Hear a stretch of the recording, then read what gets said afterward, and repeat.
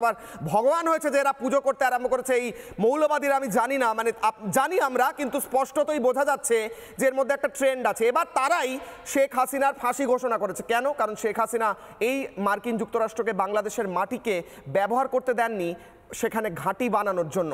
এটাই তো ফল হচ্ছে আজকে, তাই নয় কি? মৃত্যুদণ্ড। বলুন।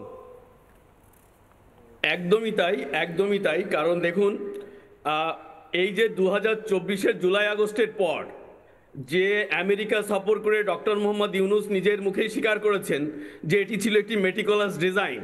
সেখানে সে ওখানকার মাস্টার মাইন্ডার একটা জঙ্গি ছেলে, যে হিজবুত তাহরির মতো একটা নিষিদ্ধ জঙ্গি সংগঠনের সঙ্গে সংযুক্ত, সম্পৃক্ত, তাকে পরিচয় করিয়েছে এই আন্দোলনের মাস্টার মাইন্ড হিসাবে।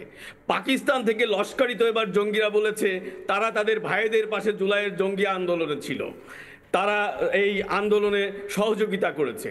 তাদের যেই লস্করি তৈবার নেতারা, তারা পাকিস্তান থেকে বাংলাদেশ এসে তারা এই একই কথাগুলো বলেছে যে বাংলাদেশের এই আন্দোলন সংগ্রামে তারা সহযোগিতা করেছে, তাদের ভাইয়েদের পাশে ছিল। তারা আজকে এও বলছে যে তাদের এই ভাইয়েদের ঘাড়ে চড়ে তারা পূর্ব ফ্রন্ট থেকে তাদের ভারতে আক্রমণ করতে পারে। তো এ থেকে তো প্রমাণ হয়ে যায় যে এটা পাকিস্তানি একটি সরকার রাষ্ট্র ব্যবস্থা চলছে। আর বাংলাদেশের, আমি এদেরকে বলি বাঙ্গু মুমিন, এই বাঙ্গু মুমিনদের অবস্থা দেখেন। আমার জীবদ্দশায় আমি কখনো এই সরকার গঠনের আগে ডক্টর মোহাম্মদ ইউনূসকে দেখি নাই মাথায় টুপি দিয়ে কোথাও নামাজ পড়তে। সে নিজে একজন খ্রিস্টান হয়ে একজন রাশিয়ান মহিলাকে বিয়ে করেছিল, তারপরে সে মুসলমান হয়েছে। এই বাঙ্গু মুমিনরা তার পিছনে নামাজ পড়ার জন্য এখন তার নেতৃত্ব, তার ইমামতির জন্য এখন তারা পাগল হয়ে গেছে। তো এই যে যারা এই ইউনূসের মতো একজন ভণ্ড, পথভ্রষ্ট, একজন এন্টি ইসলামিক মানুষকে নেতা মানে, এদের ধর্মকর্ম নিয়ে আমার সন্দেহ হয় এরা আসলেই ধর্ম মানে কিনা, এরা আসলে ইসলামের লোক কিনা।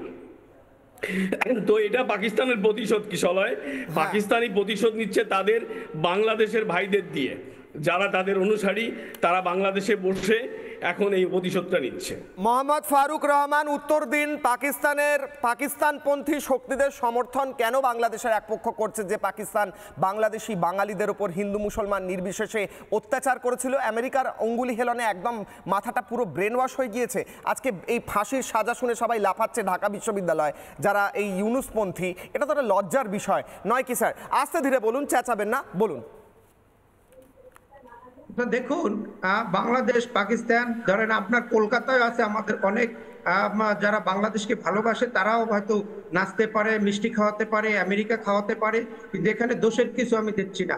এখানে দোষটা হচ্ছে আমরা বিচারের স্বচ্ছতা এবং আইনের যে শাসনকে প্রাতিষ্ঠানিকভাবে রূপ দেওয়ার জন্য আমরা কাজ করে যাচ্ছি।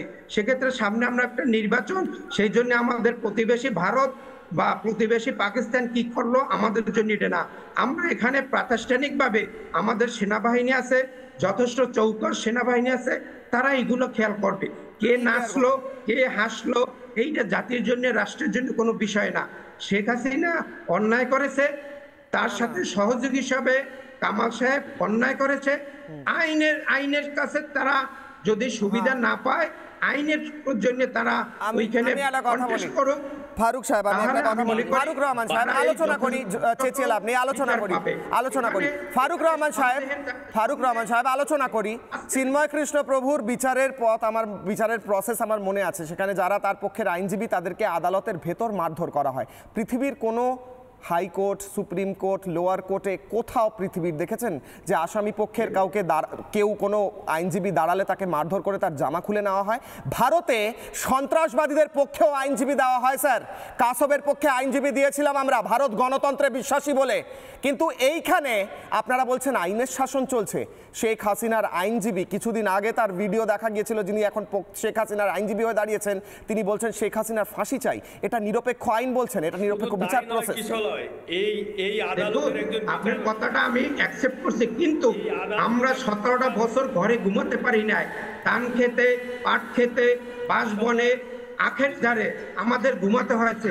তো এই সব কারণে মানুষের ভিতরে একটা গভীর দাগ কেটেছে, এবং ভূমিধস তাদের ঘৃণা জমে আছে।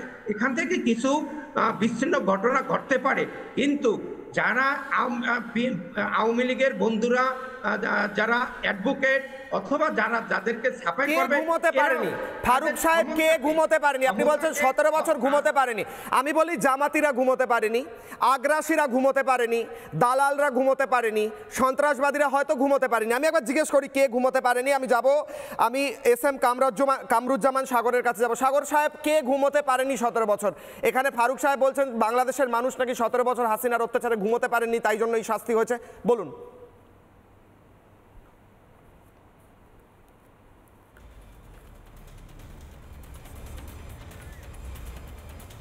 সাগর সাহেব, আপনি আনমিউট করুন, সম্ভবত মিউট হয়ে আছেন। আমি শাহিদুল খোকনের থেকে উত্তরটা নিতে হবে।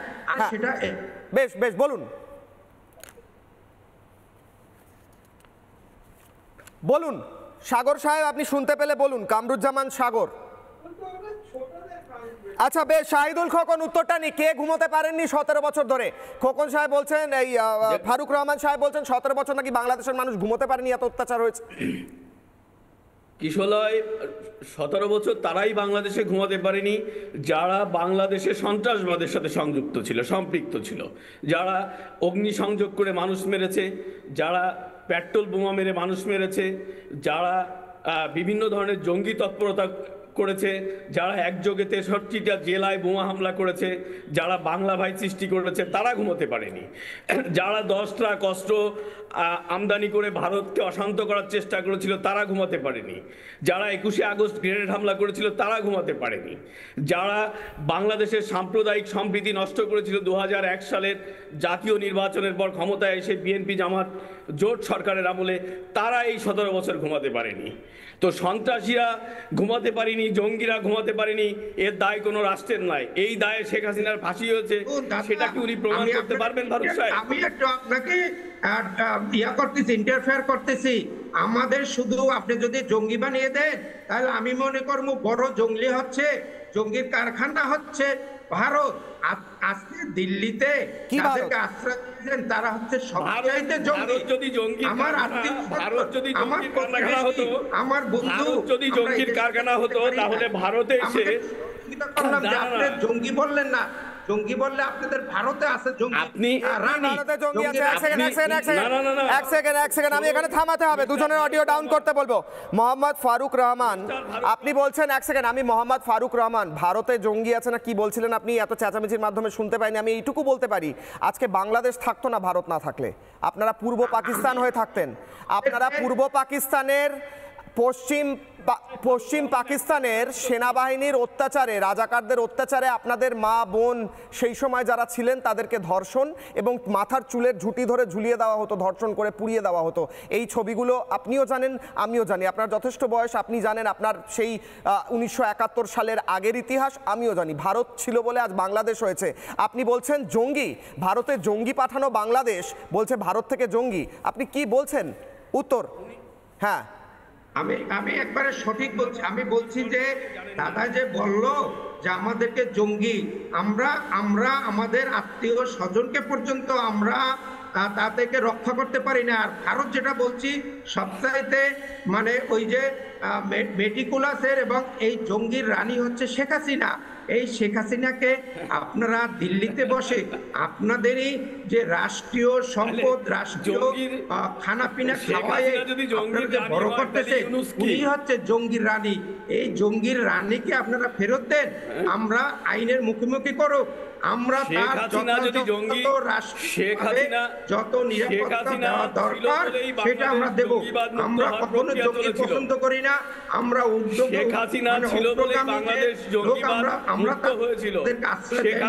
এই মুহূর্তে সরকারের যারা রাষ্ট্রের সাথে সংযুক্ত আছে, একমাত্র জঙ্গির প্রধান হচ্ছে আওয়ামী লীগের বন্ধুরা, আওয়ামী লীগের উচ্ছিষ্ট যারা আওয়ামী লীগকে ধারণ করে। আজকে তাদের শেখ হাসিনা বাংলাদেশে SM কামরুজ্জামান সাগর, হ্যাঁ বলুন, শেষ করুন। শাহিদুল খোকন শেষ করুন।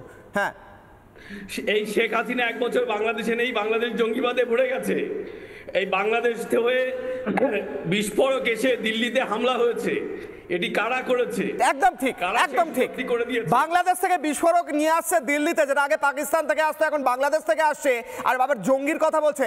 বাংলাদেশে আমরা দেখেছি শেখ হাসিনার পতনের শেখ হাসিনা নির্বাসিত হওয়ার পর আমরা দেখেছি আইএসআই ফ্ল্যাগ নিয়ে ওপেনলি বন্দুক হাতে মিছিল করা হচ্ছে। এ কোন বাংলাদেশ সাগর সাহেব? এই কোন বাংলাদেশ, এটা সত্যি আমাদের কাছে অচেনা। গত 17 বছর শেখ হাসিনা যখন ক্ষমতায় ছিল, বেশ ফ্রিজ খাচ্ছে।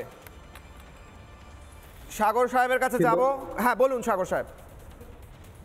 বলছি যে গত 17 বছরের চিত্র বলি। গত 17 বছরে এই দেশে জঙ্গিবাদ উত্থান হতে দেওয়া হয়নি। বিগত সরকার দেয়নি, শেখ হাসিনা সরকার দেয়নি। গত 5 আগস্টের পরে এবং হচ্ছে যে গত বছর জুলাইতে যে জঙ্গি হামলাটা হলো, সেই হামলার মধ্যে দিয়ে যে দেশে জঙ্গি উত্থান হলো, সেইটা গত 1.5 বছরে আমরা হাড়ে হাড়ে টের পাচ্ছি। দিনে দুপুরে মানুষ রাস্তাঘাটে বের হতে ভয় পায়। রাত বিরাত যেখানে সেখানে এই বাড়ি ওই বাড়ি ডাকাতি হচ্ছে, অমুকের বাড়ি আগুন দিয়ে লুটপাট করা হচ্ছে, অমুকের ব্যবসা প্রতিষ্ঠান দখল করে নিয়ে যাচ্ছে, ব্যবসায়ীরা চাঁদা দেওয়ার ভয়ে দেশে থাকতে পারে না। একটা বিশ্রী একটা অবস্থা, যে অবস্থা আমরা দেখেছি আফগানিস্তানে, সিরিয়া, পাকিস্তান, যেসব দেশে এই ঘটনাগুলো ঘটতো, এখন হামেশা আমাদের দেশে ঘটে। এখন যেখানে সেখানে ককটেল মারা হয়। এমন চিত্র তো বাংলাদেশে আমরা গত 17 বছর দেখি নাই। একটা ককটেল তো দূরের কথা, একটি বড় কোনো শব্দ আমরা কোথাও রাস্তাঘাটে পাইনি। স্কুল বাচ্চাদের, কোমলমতি বাচ্চাদের স্কুল গেটে গিয়া ককটেল মারা হয়। ককটেল মেরে কি হচ্ছে? আওয়ামী লীগের উপরে দায় চাপানোর একটা পরিকল্পনা। আওয়ামী লীগ এখনো এই ধরনের ধ্বংসাত্মক কার্যকলাপের মধ্যে কখনই যুক্ত হয়নি, আমরা দেখি নাই। আমরা তো বেড়ে উঠেছি, আওয়ামী লীগের এই কার্যকলাপগুলো আমরা কখনোই দেখি নাই। আওয়ামী লীগ সবসময় দেশের মানুষের স্বার্থে তারা রাজনীতি করেছে। এবং আমরা যারা আওয়ামী লীগ করি না, আমরা যারা সাধারণ মানুষ, মুক্তিযুদ্ধের পক্ষের, স্বাধীনতার সপক্ষে কথা বলি, আমাদেরকে আওয়ামী লীগ তকমা দিয়ে কি করা হচ্ছে? যখন তখন যারে তারে উঠে নিয়ে যাচ্ছে, কোনো আইন বিচার নাই, কোনো কিছু নাই, কারো নামে মামলা নাই, নিয়ে 8টা 10টা মামলা দিচ্ছে, জেলখানায় অমানবিক অত্যাচার করছে। আপনারা রিসেন্টলি SS সাব্বির জেল থেকে বের হওয়ার পরে স্বীকারোক্তিগুলো শুনেছেন জেলখানায় কি হচ্ছে। জেলখানায় হামেশা মানুষ মারা যাচ্ছে, মারা গেলে হসপিটালে এনে দেখা যাচ্ছে যে অসুস্থ হয়ে মারা গেছে। এটা তো জেলখানায় ক্লিং হচ্ছে। এই ঘটনাগুলো তো 71 সালেও ঘটেছে আমাদের সাথে। তো এইসব জায়গাগুলো থেকে ওরা যতই বলুক, আজকে রায়ের পরে সাধারণ মানুষ তো রাস্তায় নামে নেয়, সাধারণ মানুষ তো উল্লাস করেনি। কিন্তু কারা রাস্তায় নেমেছে জানেন? এই রায়ের পর কারা রাস্তায় নেমেছে জানেন সাগর সাহেব? বলি, ব্রেকিং নিউজ। কিশোর অগ্নিবাণে রাস্তায় নেমেছে ইউনুসপন্থী জঙ্গি মৌলবাদীরা। বাংলাদেশের মালিবাগে বিস্ফোরণের ঘটনা উঠে আসছে। বিগ ব্রেকিং নিউজ কিশোর অগ্নিবাণে বাংলাদেশের মালিবাগে বিস্ফোরণের ঘটনার খবর উঠে আসছে। একটি হোটেলের সামনে বিস্ফোরণ হয়, বাংলাদেশ জুড়ে ছড়িয়ে পড়ছে সংঘর্ষ। বাংলাদেশে বিশৃঙ্খলা তৈরি, ইউনুসপন্থীদের ঠেকাতে নামানো হলো সেনা নামানো হয়েছে। বাংলাদেশের বিভিন্ন পক্ষে জামাতি ইউনুসপন্থী মৌলবাদীরা বিভিন্ন জায়গায় তাণ্ডব করছে বলে ইতিমধ্যেই খবর পাওয়া যাচ্ছে। বিগ ব্রেকিং নিউজ এই মুহূর্তে। মালিবাগে বিস্ফোরণ হয়েছে, একটি হোটেলের সামনে বিস্ফোরণ, বাংলাদেশ জুড়ে ছড়িয়ে পড়েছে সংঘর্ষ, বাংলাদেশে বিশৃঙ্খলা তৈরি, ইউনুসপন্থীদের এবং সেনা নামানো হয়েছে বিভিন্ন জায়গায় বলে খবর পাওয়া যাচ্ছে। ব্রেকিং নিউজ, বাংলাদেশের মালিবাগে বিস্ফোরণের ঘটনা। বিগ ব্রেকিং, বাংলাদেশের মালিবাগে বিস্ফোরণের ঘটনা, বেশ বড় বিস্ফোরণ হয়েছে বলে খবর পাওয়া যাচ্ছে। সূত্রের খবর, একটি হোটেলের সামনে বিরাট বড় বিস্ফোরণ হয়, বাংলাদেশে ছড়িয়ে পড়ছে সংঘর্ষ। অন্যান্য বেশ কিছু জায়গায় সংঘর্ষের খবর পাওয়া যাচ্ছে। ঢাকার আশপাশে বিভিন্ন জায়গায় সংঘর্ষের খবর পাওয়া যাচ্ছে। নৈরাজ্য চলছে, এই নৈরাজ্যর দায় মোহাম্মদ ইউনূসের, হ্যাঁ কি না তিনি প্রশাসনের মাথায় বসেছেন, একটা পাপেট সরকার চালাচ্ছেন। দায় কার? আমি যাব একদম সাহিদুল খোকনের কাছে। বাংলাদেশ জুড়ে নৈরাজ্য চলছে, এই দায় ধানমন্ডিতে ভাঙচুর চলছে, এই দায় কার? মোহাম্মদ ইউনূসের নয় নাকি মোহাম্মদ ইউনূসের দায় শুধু মানুষের টাকা চুরি করে তাদের আত্মহত্যার দিকে ঠেলে দেওয়া? বলুন খোকন সাহেব। দেখুন কিশোরয়, ডক্টর মোহাম্মদ ইউনূস বাংলাদেশের রাষ্ট্র ক্ষমতা আবির্ভূত হয়েছে এই বাংলাদেশটাকে ধ্বংস করার জন্য। সে তার স্বার্থ সংশ্লিষ্ট সমস্ত বিষয়াদি, এমনকি একজন নোবেল লরিয়েট, গ্রামীণ ব্যাংকের প্রতিষ্ঠাতা, তিনি নিজেকে দাবি করেন শান্তির দূত, তিনি তার যে ব্যবসা বাণিজ্য একের পর এক সম্প্রসারণ করে চলেছে। তিনি একজন আদম ব্যাপারীর লাইসেন্স, মানে বিদেশে মানুষ পাঠানোর লাইসেন্স পর্যন্ত তিনি বাদ দেননি। ইউনিভার্সিটি সহ নানা ব্যবসা বাণিজ্যে নিজেকে ঢুকে গেছেন। তার কোনো ব্যবসা বাণিজ্য প্রতিষ্ঠানে কিন্তু কোনো হামলা হচ্ছে না। কোথাও কোনো হামলা টামলা হলে সেখানে সাথে সাথেই পুলিশ বা মিলিটারিকে ডিপ্লয় করা হচ্ছে। অথচ বাংলাদেশের সাধারণ মানুষের নিরাপত্তা নেই। যাত্রাগানের শিল্পীদের চুল কেটে দেওয়া হচ্ছে, আহমদীয় সম্প্রদায়ের উপর হামলা চালানো হচ্ছে, মাজারপন্থী অর্থাৎ যারা সুফি আন্দোলনের সঙ্গে জড়িত তাদের উপরে হামলা চালানো হচ্ছে। মানে মুসলিমরাও তার হাত থেকে রেহাই পাচ্ছে না। তা নিয়ে ইউনূসের কোনো মাথা ব্যথা নেই। ইউনূস আজকে যেটি বলছেন যে ঢাকার রাজপথে যেসব বিক্ষোভ যা দেখতে পাচ্ছেন, এগুলো পরিপূর্ণভাবেই ইউনূসের এই জঙ্গিদের করা। বেশ, আমি উত্তর নেব। মোহাম্মদ ফারুক রহমান, বাংলাদেশ জুড়ে নৈরাজ্য শুরু হয়ে গিয়েছে। এই আইন, এই রায়, হ্যান ত্যান যেটা বলছেন, যেটা চিত্রনাট্য বলে উল্লেখ করছেন বাংলাদেশের সাধারণ মানুষ, এবং আমরা যারা দেখছি এই মুহূর্তে প্যানেলেও যারা কথা বলছেন চিত্রনাট্য বলছেন তারা। এই চিত্রনাট্যের পর এইগুলোও নাটক সাজানো ছিল যে ধানমন্ডিতে গিয়ে একটা ভাঙচুর করা হবে, একটা বিস্ফোরণ হয়ে যাবে হোটেলের সামনে, এগুলো সব চিত্রনাট্য, সবটাই প্ল্যান্ড? উত্তর। দাদা, আমার কথা কি শোনা যাচ্ছে? হ্যাঁ, শোনা যাচ্ছে। আচ্ছা, আমি যেটা বলতে চাই, আমাদের কিছু না যে যারা 29 লক্ষ কোটি টাকা নিয়ে দেশের বাইরে অবস্থান করতেছে, এইখানে কিছু সহজ সরল এবং যারা শ্রমিক তাদেরকে কিছু টাকা দিয়ে এইখানে বিভিন্নভাবে সন্ত্রাস করার জন্য আওয়ামী লীগের চেষ্টা করছে। আমি আশা করি এভরিথিং ইজ আওয়ার কন্ট্রোল, কারণ পুলিশ এই মুহূর্তে পারফর্ম করতেছে। সেনাবাহিনী আমাদের অলরেডি আগে থেকেই মাঠে আছে। সেখানে 32 নাম্বার বলেন আর যেটাই বলেন 32 নাম্বার, আমরা মনে করি এই মুহূর্তে রাষ্ট্রের ক্ষমতায়, তারা আগামীতে ওখানে একটি জনগণের জন্য একটি লাইব্রেরি করার জন্য তারা প্রচেষ্টা চালাবে। আর যারা চেষ্টা করতেছে শেখ হাসিনা, ফারুক রহমান সাহেব, ফারুক রহমান বাবু, এক মিনিট, ফারুক রহমান বাবু, এক সেকেন্ড। ফারুক রহমান সাহেব, আপনি বলছেন আওয়ামী লীগ সন্ত্রাস এই সেই করছে। আমার একটা প্রশ্ন আছে আপনার কাছে। যারা রাস্তায় মিছিল করে বাংলাদেশের রাস্তায় বলে একটা একটা ইস্কনি ধর, ধৈরা ধৈরা জবাই কর, এরা সন্ত্রাসবাদী হ্যাঁ কি না? প্লিজ সিম্পল উত্তর। না, দেখুন, একটি বিজয়ের পরে সিম্পল উত্তর আমি চাইছি, হ্যাঁ কি না? হ্যাঁ কি না স্যার? হ্যাঁ কি না? হ্যাঁ কি না? হ্যাঁ কি না? একটা একটা ইস্কনি ধর, ধৈরা ধৈরা জবাই কর, রাস্তায় মিছিল করে কয়েক হাজার মানুষ যখন বলে তারা সন্ত্রাসী, হ্যাঁ কি না? দেখুন, এটা একটা স্লোগান, এইটা জনগণের কি স্লোগান? এক সেকেন্ড। জবাই কর মানে কি? ফারুক বাবু, জবাই কর মানে কি? ফারুক বাবু, জবাই কর মানে কি?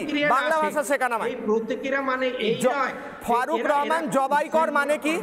ফারুক রহমান, জবাই কর মানে কি? আমি কোন অ্যানালিসিস জানতে চাইছি না।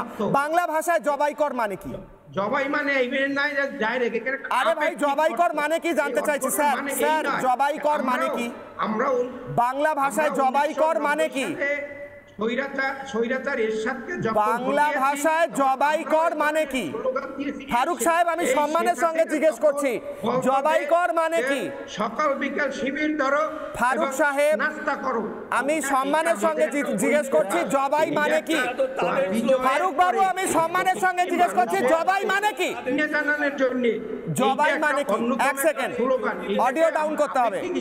জবাই মানে কি? এইটা জবাই মানে কি? অফেন্সিভ না। আরে ভাই, জবাই মানে কি? কোনো অপরাধ না। এটা আপনি মনে করি রাস্তায় বলে একটা একটা ইস্কনি ধর, ধৈরা ধৈরা জবাই কর, এটা অপরাধ নয়? নানা ধরনের কন্টেন্ট দেখার জন্য লাইক করুন, শেয়ার করুন আমাদের ফেসবুক পেজ, সাবস্ক্রাইব করুন আমাদের ইউটিউব চ্যানেল। পাশাপাশি অন্যান্য ব্রেকিং নিউজের জন্য অবশ্যই চোখ রাখুন রিপাবলিক বাংলায়।